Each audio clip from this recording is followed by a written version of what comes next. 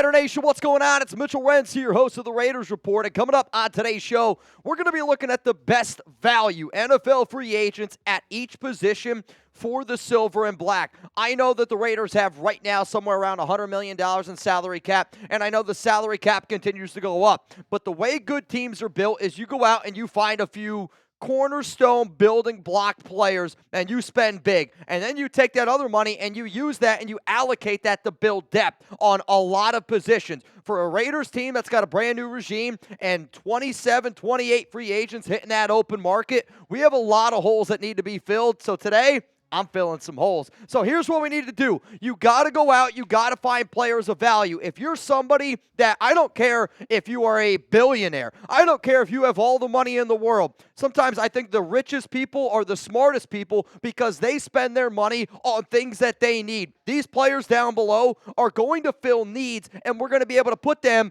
and they're going to be able to help us out at a discounted price. Before we get into all of these players here on today's show, I gotta show some love to our sponsor, Panda Sups. Use code FKC at pandasups.com for 25% off. They have all sorts, and I mean all sorts of awesome workout supplements. Panda Sups is here to save the day. So here's how we're going to do it. We're going to go offense first, and then we're going to go to the defensive side of the football. And at the very, very end of the show, I'm going to show you how much money it is projected that it's going to cost to go out and sign the 10 players that we're going to be breaking down here on today's episode. So first, we're going to be looking at the quarterback position, and the quarterback that I believe is the best bang for the buck on the open market is Justin Fields. I'm also going to show you what Justin Fields and all these other players are compared to with all these other free agents out there in terms of guys that I like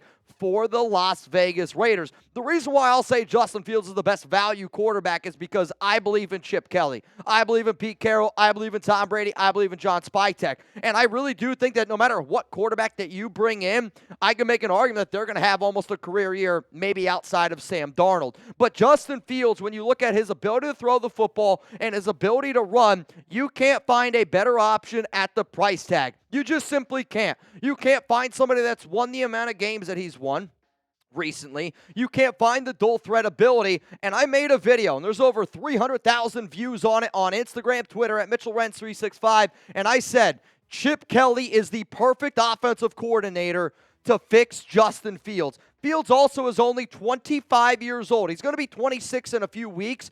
But if he was 25 years old, getting ready to hit this NFL draft class, he'd be the number 2 quarterback, in my opinion, behind only Cam Ward. But look at the value here in terms of price tag. You could pay Sam Darnold $40.1 million.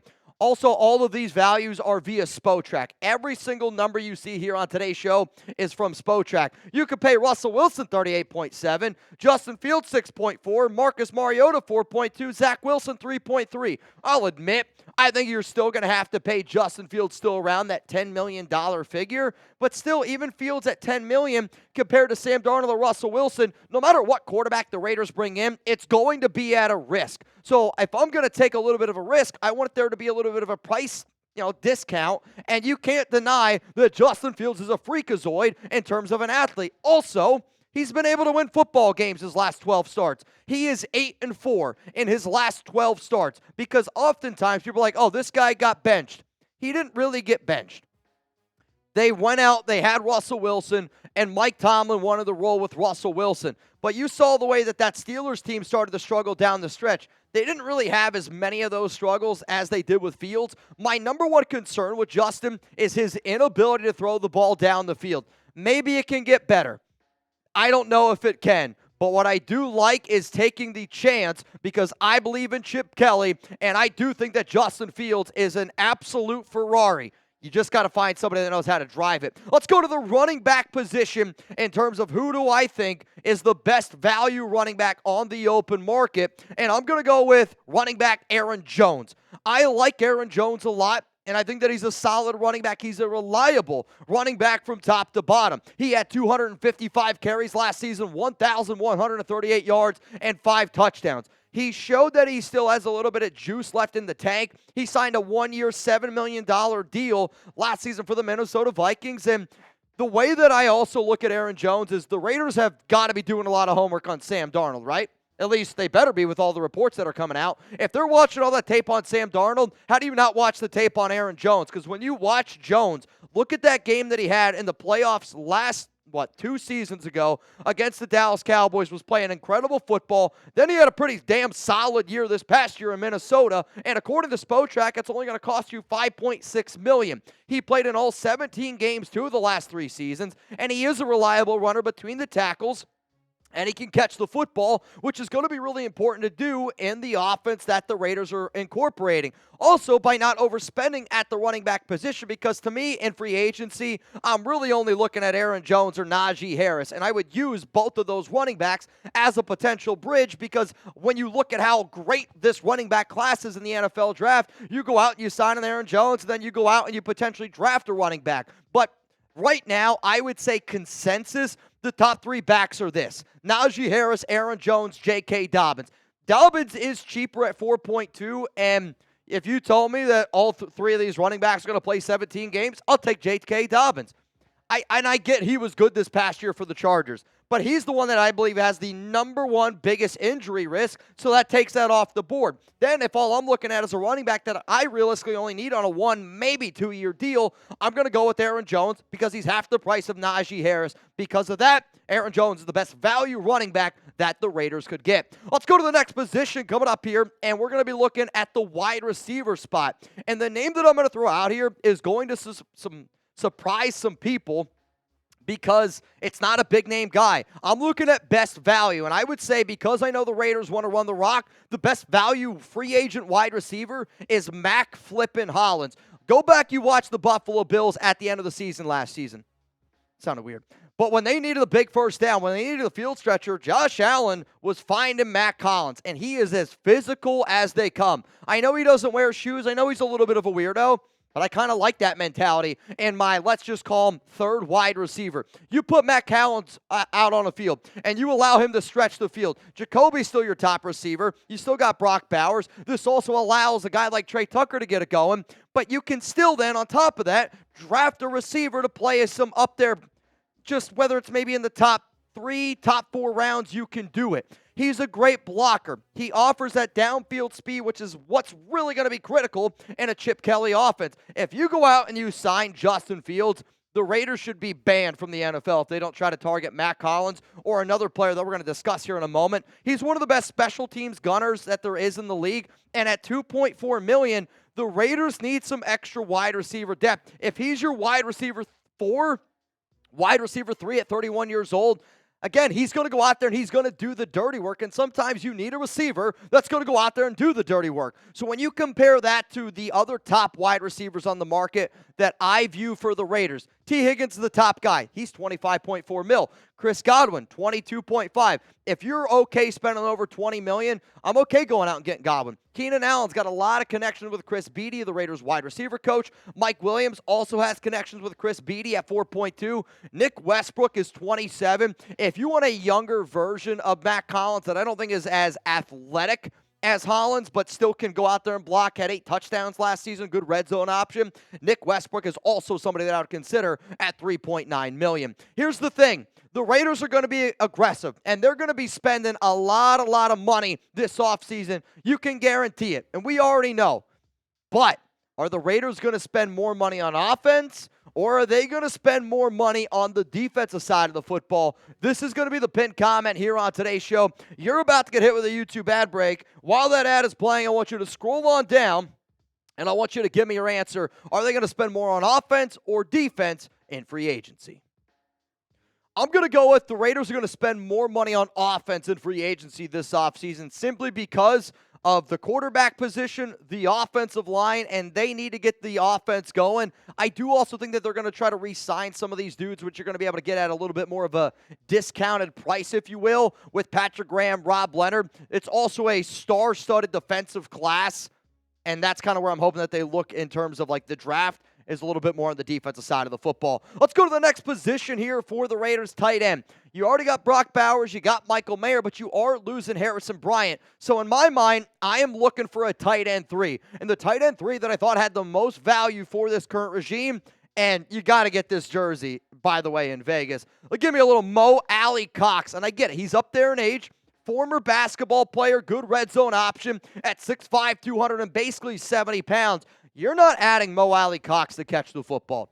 You are adding Mo Alie-Cox to block, and he is one of the best blocking tight ends on the open market that you're going to be able to get for about $2 million.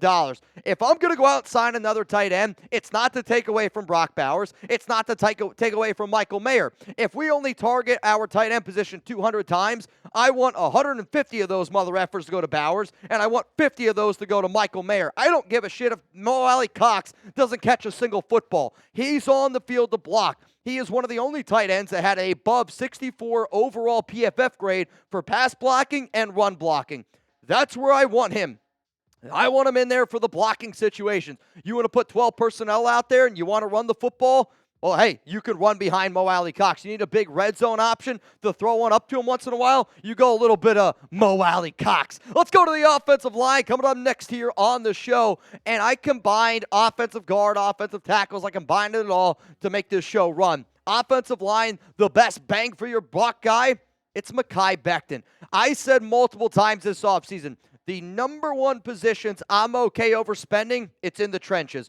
I'm done trying to piece together a cheap offensive line with a Greg Van Roten, who did do a good job. I had a lot of respect for Jermaine Illuminor. You know, the Raiders last season, they try to get another little bit out of a guy like Andre Dames, DJ Glaze. I'm done with it. I want one of the best offensive lines in the NFL because I know the Raiders want to run the ball, and I know the Raiders want to protect their quarterback. Mekhi Becton is a flipping dog, and if you can get him at 10.2, hell, if you can get Becton at anything under $15 million, I'm not kidding you when I say this, I am on board with it. You just got to make sure you give him some incentives on top of that. He's coming off a career year.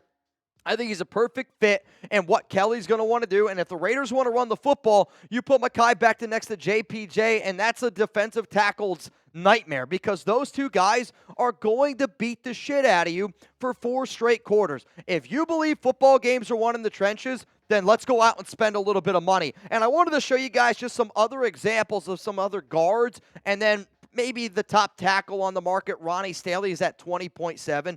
Trey Smith at 18.8. I'm telling all y'all right now, Trey Smith is starting to fall further and further down my list of guys that I want in terms of offensive line. Tevin Jenkins is a dude that I like, but he's got a lot of injury issues. Kevin Zeitler, he's a hell of an offensive lineman. He's 34 years old. So if this is basically what you're paying for a guard, I'm going to take the guy that just won a Super Bowl and the player that I believe I can plug right away at right guard. You then could probably kick over Dylan Parham, the left guard. I want JPJ to be the full-time center.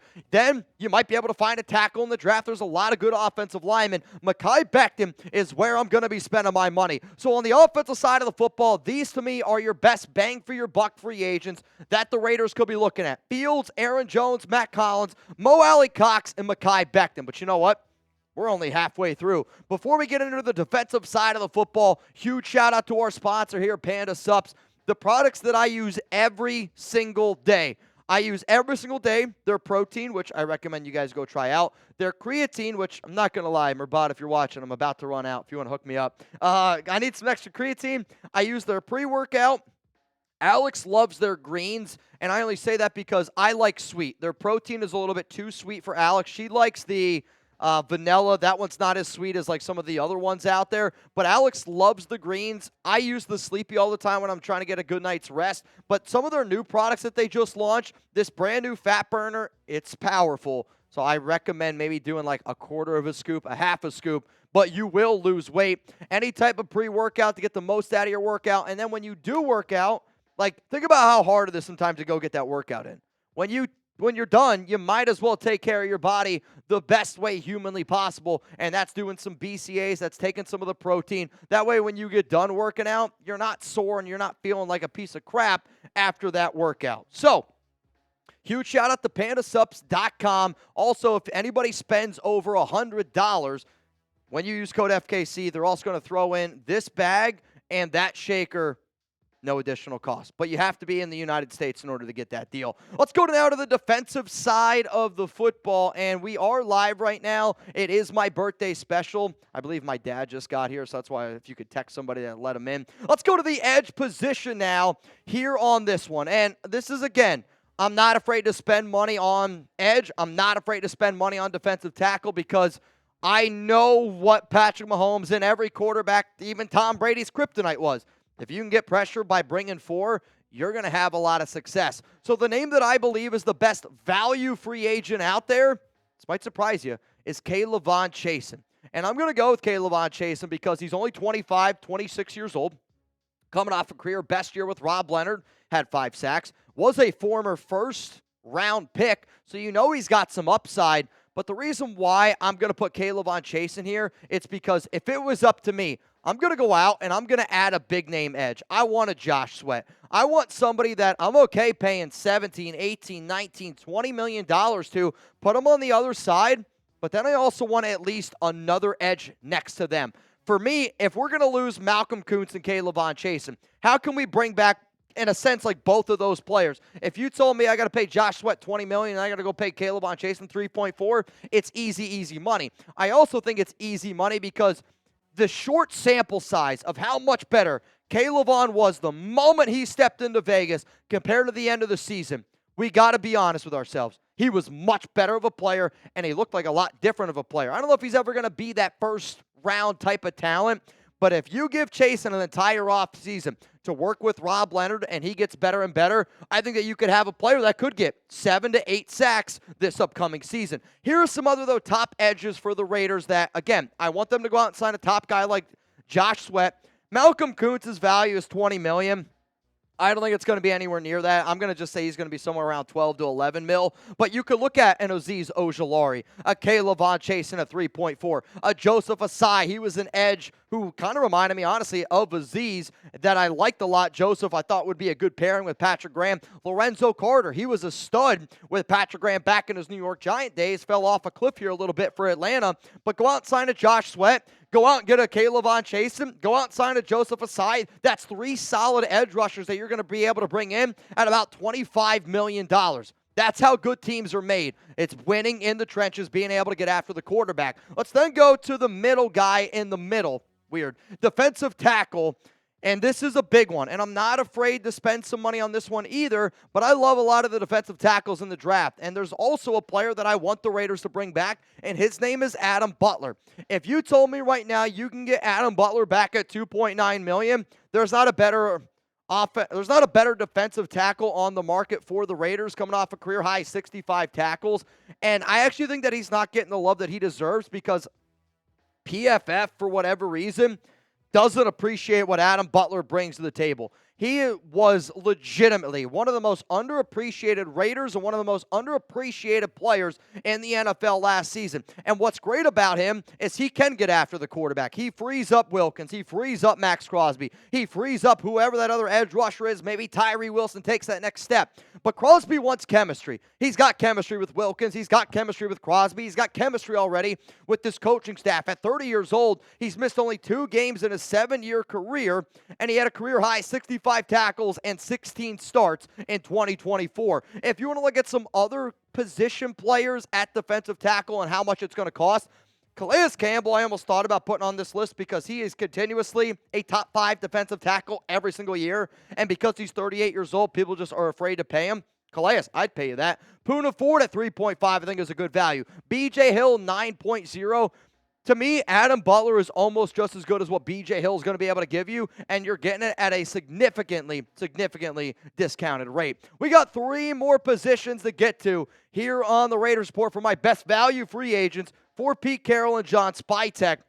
And if anybody ever wants to interact with me on social media or when we do these live shows, hit me up, add me as a friend on Venmo at Mitchell Renz 365. No matter what, though, if you're looking for content from me, Facebook, Instagram, Twitter, I don't care where it is, at Mitchell Renz 365. If you can't find me, it's because you don't want to find me. Let's go to the linebacker position right now, and it is Bobby Wagner. And Bobby Wagner, to me, is one of the best linebackers still in the NFL. According to PFF, was the 3rd best linebacker last season. He had over 132 tackles, but I like this value here is because not only are you getting an outstanding linebacker still, you're also getting somebody that knows Pete Carroll and knows the, kind of the locker room vibe that he's trying to build. Also, Bobby Wagner was phenomenal this past season with the Washington Commanders with, guess who?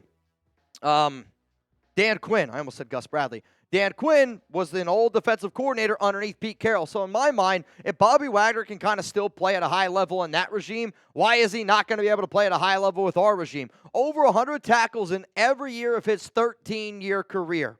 Father Time is undefeated. But until I see Wagner just be, just great. I mean, he's amazing right now. When he goes to just playing good, then we could start being a little bit more concerned. But this guy won a Super Bowl. He's been an absolute dog. He hasn't missed a game since 2018. And if I'm the Raiders, then let's say you miss out on a Robert Spillane. Because Robert Spillane, when you look at his contract's 10.4. And I want Las Vegas to bring back Spo. He's critical to this defense. But a Bobby Wagner and Robert Spillane at linebacker, the two linebackers set, and then you let them go out with some extra DBs, maybe an extra safety. That's an interesting from top to bottom.